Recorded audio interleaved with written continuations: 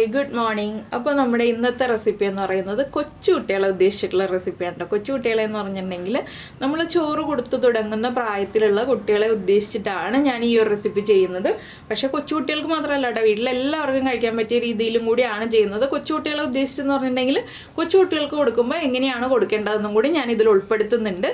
പിന്നെ നിങ്ങളുടെ കയ്യിലുള്ള മത്തങ്ങ മധുരം കുറവുള്ള മത്തങ്ങയാണെങ്കിൽ ഇതിലേക്ക് 2 പിഞ്ച് ശർക്കരയും കൂടി ചേർക്കണം. അപ്പോഴാണ് ഈ ഒരു കറി പെർഫെക്റ്റ് ആവുക. ഞാനിപ്പോൾ ഇതിൽ ശർക്കര ചേർക്കുന്നില്ല. എന്താണെന്ന് വെച്ചാൽ ശർക്കര ചേർക്കാത്തത് എൻ്റെ കയ്യിലുള്ള മത്തങ്ങ മധുരമുള്ള മത്തങ്ങയാണ്. മധുരമില്ലാത്ത മത്തങ്ങയാണെങ്കിൽ ഈ ഒരു കറിയിൽ 2 പിഞ്ച് ശർക്കരയും കൂടി ചേർത്താലേ പെർഫെക്റ്റ് ആവുള്ളൂ. അപ്പോൾ ഈ ഒരു കറി നിങ്ങൾ ഉണ്ടാക്കി നോക്കിയിട്ടില്ലെങ്കിൽ ഉറപ്പായിട്ട് ഉണ്ടാക്കി നോക്കൂ. ചോറ് കൊടുത്ത് തുടങ്ങുന്ന കുട്ടികൾക്ക് നല്ല ടേസ്റ്റി ആയിട്ടും അതുപോലെ തന്നെ ഹെൽത്തി ആയിട്ടും കൊടുക്കാൻ പറ്റിയ ഒരു റെസിപ്പിയാണ്. അപ്പോൾ നിങ്ങൾക്ക് ഇതുപോലെയുള്ള റെസിപ്പികൾ ഇനിയും ആവശ്യമുണ്ടെന്നുണ്ടെങ്കിൽ നമ്മുടെ വീഡിയോയുടെ താഴെ ഒന്ന് കമൻറ്റ് ചെയ്യണേ. അപ്പോൾ നമുക്ക് എങ്ങനെയാണ് ഈ ഒരു ടേസ്റ്റി ആയിട്ടുള്ള മത്തങ്ങ കറി തയ്യാറാക്കുന്നതെന്ന് നോക്കാം. നമുക്ക് നമ്മുടെ മത്തങ്ങ കറിയുടെ ഇൻഗ്രീഡിയൻസ് നോക്കാം. ഒരുപാട് ഇൻഗ്രീഡിയൻസ് ഒന്നും ഇല്ല കേട്ടോ. ഒരു 1/4 കിലോ മത്തങ്ങയുണ്ട്. അതുപോലെ തന്നെ 3 ടേബിൾ സ്പൂൺ തേങ്ങ ചിരവിയതുണ്ട്. ഇത്രയും മതി നമ്മുടെ ഇൻഗ്രീഡിയൻസ്. പിന്നെ ഇതിലേക്ക് നിങ്ങൾക്ക് എരിവിന് വേണമെങ്കിൽ ഒരു പച്ചമുളക് ചേർക്കാം. ഞാൻ പച്ചമുളകൊന്നും ചേർക്കുന്നില്ല. ഇതിൽ വളരെ ചെറിയൊരളവിൽ മുളക് പൊടി മാത്രമേ ചേർക്കുന്നുള്ളൂ. പച്ചമുളക് വേണമെന്നുണ്ടെങ്കിൽ ഒരെണ്ണം ചേർക്കാം കേട്ടോ, ഒരുപാട് പച്ചമുളക് വേണ്ട. ആദ്യം നമുക്ക് ഈ മത്തങ്ങ ഒന്ന് വേവിച്ചെടുക്കാം. ഞാനിപ്പോൾ കുക്കറിലാണ് മത്തങ്ങ വേവിച്ചെടുക്കുന്നത്. കുക്കറിൽ വേവിച്ചെടുക്കുന്നത് എന്താണെന്ന് വെച്ചാൽ നമുക്ക് മത്തങ്ങ ഒന്ന് ഉടഞ്ഞു കിട്ടണം, അതുകൊണ്ടാണ്. അപ്പോൾ മത്തങ്ങ വേവിക്കുമ്പോൾ ഇതിൻ്റെ കൂടെ 1-2 കാര്യങ്ങളും കൂടി ചേർക്കാനുണ്ട്. അതെന്തൊക്കെയാണെന്ന് നമുക്കിപ്പോൾ കാണാം. ഞാനിപ്പോൾ ഒരു കുക്കർ എടുത്തിട്ടുണ്ട്. കുറച്ച് ചെറിയ കുക്കർ എടുക്കായിരിക്കും കേട്ടോ നല്ലത്. നമ്മൾ ചെറിയൊരളവിലല്ലേ മത്തങ്ങ വേവിക്കുന്നുള്ളൂ. അപ്പോൾ ഞാൻ കഴുകി വൃത്തിയാക്കിയ മത്തങ്ങ നമ്മുടെ കുക്കറിലേക്ക് ചേർത്തിട്ടുണ്ട്. ഇതിലേക്ക് മത്തങ്ങയ്ക്ക് ആവശ്യമായിട്ടുള്ള ഉപ്പ് ചേർത്ത് കൊടുക്കുക. ഒരു 1/2 ടീസ്പൂൺ ഉപ്പ്. അതുപോലെ തന്നെ നമ്മൾ ഇതിലേക്ക് ചേർക്കുന്നത് ഒരു 1/4 ടീസ്പൂൺ കുരുമുളക്. 1/4 ടീസ്പൂൺ തന്നെ മതി, അതിൽ കൂടുതൽ വേണ്ട കേട്ടോ കുരുമുളക്. ഒരുപാട് എരിവുള്ള റെസിപ്പി അല്ല ഇത്. ചെറിയൊരു മധുരമുള്ള എങ്കിൽ നേരിയൊരു എരിവുള്ള റെസിപ്പിയാണ്. പിന്നെ നമ്മൾ ചേർക്കുന്നത് ഒരു 2 പിഞ്ച് എരിവുള്ള മുളക് പൊടി. 2 പിഞ്ച് മതി, അതിൽ കൂടുതൽ വേണ്ട. എരിവുള്ള മുളക് പൊടിയാണ് കേട്ടോ, കാശ്മീരി ചില്ലി പൗഡർ ചേർക്കരുത്. അപ്പോൾ നമ്മുടെ കറിയുടെ കളർ മാറിപ്പോവും. പിന്നെ വേണ്ടത് 1/2 ടീസ്പൂൺ മഞ്ഞൾപ്പൊടി. മത്തങ്ങയ്ക്ക് ഒരു കളറുണ്ട്, അതിൻ്റെ കൂടെ ഒരു 1/2 ടീസ്പൂൺ മഞ്ഞൾപ്പൊടിയും കൂടി ചേർക്കാം. പിന്നെ നിങ്ങൾ പച്ചമുളക് ചേർക്കുന്നുണ്ടെങ്കിൽ ഒരു പച്ചമുളക് ഇപ്പോൾ ഇതിലേക്ക് ചേർത്ത് കൊടുക്കാം. പിന്നെ നമുക്ക് ആവശ്യത്തിന് മത്തങ്ങ വേവാൻ ആവശ്യമായ വെള്ളം. ഒരുപാട് വെള്ളം ചേർക്കണ്ട, മത്തങ്ങയുടെ ഒപ്പം നിൽക്കുന്ന രീതിയിൽ മാത്രം വെള്ളം ചേർക്കാം. ഇനി നമുക്ക് കുക്കർ അടച്ചു വെച്ചിട്ട് ഒരു വിസിൽ വരുന്നത് വരെ വേവിച്ചെടുക്കാം. മത്തങ്ങയുടെ വേവ് അനുസരിച്ച്. എൻ്റെ കയ്യിലുള്ള മത്തങ്ങ വേഗം വേവുന്ന മത്തങ്ങയാണ്, അതുകൊണ്ടാണ് ഞാൻ ഒരു വിസിൽ എന്ന് പറയുന്നത്. നിങ്ങളുടെ കയ്യിലുള്ള മത്തങ്ങയ്ക്ക് വേവ് കൂടുതലാണെങ്കിൽ 2 വിസിൽ വരുന്നത് വരെ വേവിച്ചെടുക്കാം. അപ്പോൾ മത്തങ്ങ ഒന്ന് കുക്കായി വരട്ടെ. ഇനി നമ്മൾ ഈ സമയത്ത് ചെയ്യേണ്ട കാര്യം എന്താണെന്ന് വെച്ചാൽ നമ്മുടെ തേങ്ങയൊന്ന് നമ്മൾ അവിയലിനൊക്കെ ഒതുക്കില്ലേ, അതുപോലെ മിക്സിയുടെ ജാറിലൊന്ന് ഒതുക്കിയെടുക്കുക. ജസ്റ്റ് ഒന്ന് പൾസ് ചെയ്തെടുത്താൽ മതി. ഒരുപാട് അരച്ചെടുക്കരുത്, വെള്ളം ചേർക്കരുത്.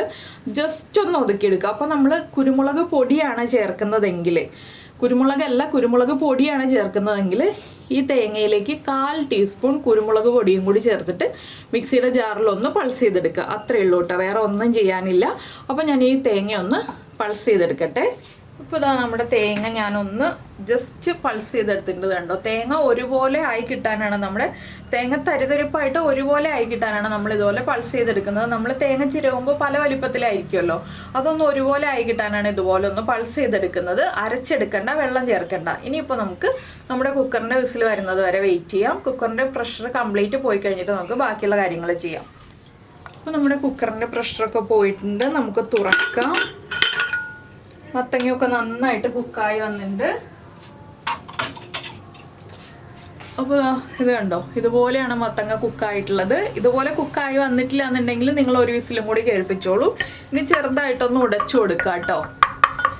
ചെറുതായിട്ടൊന്ന് ഉടച്ചാൽ മതി, ഒരുപാട് ഫൈൻ പേസ്റ്റ് ആയിട്ട് ഉടച്ചെടുക്കേണ്ട. ഇതിലേക്ക് നമ്മൾ ഒന്ന് പൾസ് ചെയ്തെടുത്ത തേങ്ങ ഉണ്ടല്ലോ, അതും കൂടി ചേർത്ത് കൊടുക്കുക. ഇനി ഈ തേങ്ങയും കൂടി ചേർത്ത് നന്നായിട്ട് മിക്സ് ചെയ്യുക. ഇത് ഒരുപാട് ഗ്രേവി ഉള്ള കറിയല്ല, കുറച്ച് തിക്കായിട്ടിരിക്കുന്ന കറിയാണ്. ഇപ്പോൾ കണ്ടോ, നന്നായിട്ട് തേങ്ങയും ചേർത്ത് മിക്സ് ചെയ്തെടുത്തിട്ടുണ്ട്. ഇനി ഇതൊന്ന് ചെറുതായിട്ട് ചൂടാക്കുക, ഒന്ന് തിളയ്ക്കുക. ചെറുതായിട്ടൊന്ന് തിള വരുന്നത് വരെ ഒന്ന് തിളയ്ക്കുക. നമ്മുടെ കുരുമുളകൊക്കെ ഒന്ന് ചെറുതായിട്ട് ഉടച്ചു കൊടുക്കുക കേട്ടോ. ആ കുരുമുളകിൻ്റെ എരിവൊക്കെ ഒന്ന് ഇറങ്ങി വരാൻ വേണ്ടിയിട്ടാണ് ഒന്ന് ഉടച്ചു കൊടുക്കുക എന്ന് പറയുന്നത്. അപ്പോൾ ഒന്ന് തിള വരട്ടെ. ഈ സമയത്ത് നമുക്ക് ഇതിലേക്ക് വേണ്ട വറവിൻ്റെ കാര്യങ്ങളൊക്കെ റെഡിയാക്കാം. വറവെന്ന് പറയുമ്പോഴും ഒരുപാട് കാര്യങ്ങളൊന്നും ചേർക്കേണ്ട ആവശ്യമില്ല, വളരെ സിമ്പിളായിട്ടുള്ള റെസിപ്പിയാണ്. അപ്പോൾ കുക്കറിൻ്റെ ചൂടിൽ ഇരുന്നിട്ട് തന്നെ വേഗം ഇതൊന്ന് തിളച്ച് വന്നോളും.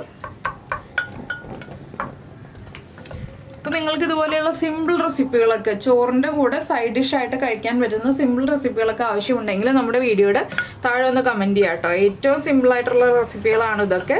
അപ്പോൾ നിങ്ങൾ ഇതുപോലെയുള്ള സിമ്പിൾ റെസിപ്പികളൊക്കെ തയ്യാറാക്കാറുണ്ടോ? കുമ്പളങ്ങയും മത്തങ്ങയൊക്കെ ഉപയോഗിച്ചിട്ട് വളരെ സിമ്പിളായിട്ട്. ഇത് കുട്ടികൾക്കും കൊടുക്കാൻ പറ്റിയ റെസിപ്പികളാണ് കേട്ടോ. പച്ചമുളക് ചേർക്കാതെയാണെങ്കിൽ കുട്ടികൾക്കും കൊടുക്കാൻ പറ്റിയ റെസിപ്പിയാണ്. കുരുമുളക് ഒരുപാട് ഉടയ്ക്കരുത് കുട്ടികൾക്ക് കൊടുക്കാനാണെങ്കിൽ.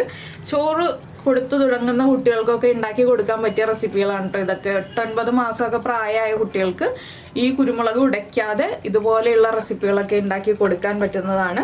അപ്പോൾ നമ്മുടെ കറി തിളച്ചു തുടങ്ങി. ഞാൻ ഫ്ലെയിം ഓഫ് ചെയ്തിട്ട് മാറ്റി വയ്ക്കുകയാണ്. വേറെ പാൻ വയ്ക്കാൻ പോവാണ്. ഇനി നമ്മുടെ പാനൊന്ന് ചൂടായി വരട്ടെ. കുട്ടികൾക്ക് മത്തങ്ങയൊക്കെ കൊടുക്കുന്നത് നല്ലതാണ് കേട്ടോ. ഫൈബർ കണ്ടൻറ്റുള്ള നമ്മുടെ വെജിറ്റബിൾസൊക്കെ കുട്ടികൾക്ക് കൊടുക്കുന്നത് നല്ലതാണ്. മത്തങ്ങ, ക്യാരറ്റ് അതൊക്കെ ഇതുപോലെ തേങ്ങയൊക്കെ ചേർത്ത് വെളിച്ചെണ്ണയൊക്കെ ചേർത്ത് കൊടുക്കുന്നത് കുട്ടികൾക്ക് വളരെ നല്ലതാണ്. അതുകൊണ്ടാണ് ഞാൻ പറഞ്ഞത് കുട്ടികൾക്ക് കൊടുക്കാനാകുമ്പോൾ പച്ചമുളക് ചേർക്കാതെ ഉണ്ടാക്കുക എന്നുള്ളത്. അപ്പോൾ നമ്മുടെ പാൻ ചൂടായി വരുമ്പോൾ നമുക്കിതിലേക്ക് ചെറിയൊരളവിൽ വെളിച്ചെണ്ണ ചേർക്കാം. ഒരുപാട് വെളിച്ചെണ്ണ വേണ്ട, ചെറിയൊരളവിൽ മതി. വെളിച്ചെണ്ണ ഒന്ന് ചൂടായി തുടങ്ങട്ടെ. അപ്പോൾ നമ്മുടെ വെളിച്ചെണ്ണ ചൂടായിട്ടുണ്ട്. നമുക്കിതിലേക്ക് ഒരു 1/2 ടീസ്പൂൺ കടുക് ചേർത്ത് കൊടുക്കാം. കടുകൊന്ന് പൊട്ടി തുടങ്ങട്ടെ. കടുക് പൊട്ടി കഴിയാറാവുമ്പോൾ നമുക്കിതിലേക്ക് ഒരു 1/4 ടീസ്പൂൺ നല്ല ജീരകം, നമ്മുടെ ക്യൂമിൻ സീഡ്സ് ചേർത്ത് കൊടുക്കാം. ജീരകം പൊട്ടി നല്ലൊരു മണം വരുമ്പോൾ 2 വറ്റൽമുളക്, അതുപോലെ തന്നെ ഒരു തണ്ട് കറിവേപ്പില ഇത്രയും ചേർത്തിട്ട് നമ്മുടെ കറിയിലേക്ക് നമുക്കിത് ചേർത്ത് കൊടുക്കാം. ഇതെല്ലാം ചേർത്ത് നന്നായിട്ടൊന്ന് ഇളക്കി മിക്സ് ചെയ്യാം. ഇളം ചൂടോടുകൂടി നമുക്ക് ചോറിൻ്റെ കൂടെ ചേർത്ത് കഴിക്കാം. ഇത്രയേ ഉള്ളൂ നമ്മുടെ മത്തങ്ങക്കറിയുടെ പരിപാടി. അപ്പോൾ കുട്ടികൾക്ക് കൊടുക്കാനുള്ള റെസിപ്പികളൊക്കെ ചോദിച്ചിട്ട് നമുക്ക് ഇടയ്ക്ക് കമൻറ്റ്സ് വരാറുണ്ട്. അതുകൊണ്ടാണ് ഞാൻ ഇങ്ങനെ വളരെ സിമ്പിളായിട്ടുള്ള റെസിപ്പികളൊക്കെ ചെയ്ത് കാണിക്കുന്നത്. അപ്പോൾ കുട്ടികൾക്ക് കൊടുക്കാനാകുമ്പോൾ വറ്റൽമുളക് ചേർക്കരുത് കേട്ടോ നിങ്ങൾ കുട്ടികൾക്കായിട്ട് ഉണ്ടാക്കുകയാണെങ്കിൽ. അപ്പോൾ എന്തായാലും എല്ലാവർക്കും ഈ റെസിപ്പി ഇഷ്ടമായിട്ടുണ്ടാവുമെന്ന് വിചാരിക്കുന്നു. അപ്പോൾ ഞാൻ ചെറിയൊരളവിലുള്ള കറിയാണ് ഈ കാണിച്ചത്. നിങ്ങൾക്ക് ഇതുപോലെയുള്ള റെസിപ്പികൾ ഇനിയും ആവശ്യമുണ്ടെങ്കിൽ, ചെറിയ കുട്ടികൾക്കൊക്കെ കൊടുക്കാൻ പറ്റിയ റെസിപ്പികളൊക്കെ ആവശ്യമുണ്ടെങ്കിൽ നമ്മുടെ വീഡിയോയുടെ താഴെ ഒന്ന് കമൻറ്റ് ചെയ്യണേ. അതുപോലെ തന്നെ നമ്മുടെ ചാനൽ ആദ്യമായിട്ട് കാണുകയാണെങ്കിൽ നമ്മുടെ വീഡിയോ പ്രസൻറ്റ് ചെയ്യുന്ന രീതിയൊക്കെ ഇഷ്ടമായിരുന്നുണ്ടെങ്കിൽ നമ്മുടെ ചാനലൊന്ന് സബ്സ്ക്രൈബ് ചെയ്ത് സപ്പോർട്ട് ചെയ്യണേ. സബ്സ്ക്രൈബ് ചെയ്യുന്നതിന് ഈ വീഡിയോയുടെ താഴെയുള്ള റെഡ് സബ്സ്ക്രൈബ് ബട്ടൺ ഒന്ന് ക്ലിക്ക് ചെയ്യുക. അതിൻ്റെ റൈറ്റ് സൈഡിലുള്ള ബെല്ലൈക്കണം ക്ലിക്ക് ചെയ്യുക. അപ്പോൾ ഓൾ എന്ന് പറഞ്ഞിട്ടൊരു ഓപ്ഷൻ കാണാം. ആ ഓളും കൂടി പ്രസ് ചെയ്തിട്ടുണ്ടെങ്കിൽ ഞാൻ എപ്പോഴും വീഡിയോ അപ്ലോഡ് ചെയ്യുമ്പോൾ നിങ്ങൾക്ക് നോട്ടിഫിക്കേഷൻ വരും. അപ്പോൾ എല്ലാവർക്കും ഇഷ്ടമായ റെസിപ്പി ആണെങ്കിൽ ഒന്ന് ലൈക്ക് ചെയ്യാനോ അതുപോലെ തന്നെ ഷെയർ ചെയ്യാനൊന്നും മറന്നു പോയില്ലല്ലോ.